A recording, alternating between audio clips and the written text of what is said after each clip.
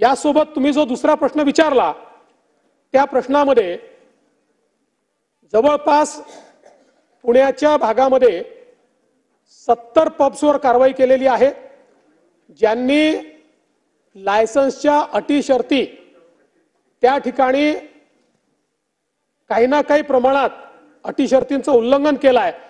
अशा 70 पब्सचे लायसन्सेस हे त्या ठिकाणी रद्द करण्यात आलेले आहेत आणि त्यासोबत वेगवेगळ्या प्रकारे ज्या काही अटी आहेत त्या ठिकाणी आता ज्यांचे लायसन्सेस आहेत तिथे आर्टिफिशियल इंटेलिजन्स एनेबल्ड कॅमेरेज लावले आहेत। त्याची सुरुवात झालेली आहे, बऱ्याच ठिकाणी आता लागले आहेत। कंपल्सरी केलाय की ज्यातनं त्यांनी किती वाजता बंद केलं, त्यांनी सर्व करताना त्याचं जे काही वय आहे ते तपासलं की नाही, या सगळ्या गोष्टी या कॅमेऱ्याच्या माध्यमातून त्या ठिकाणी तपासल्या जात आहेत।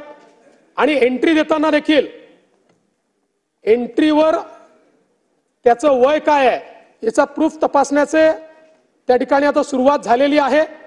आणि हे सांगण्यात आलंय की समजा उद्या एंट्री दिली गेली आणि वय तपासलेलं नाही असं जर लक्षात आलं तर त्याची कारवाई लायसन्स रद्द करण्यामध्ये होईल आणि फौजदारी गुन्हा देखील दाखल होईल। अशा प्रकारच्या उपाययोजना देखील या ठिकाणी केल्या आहेत।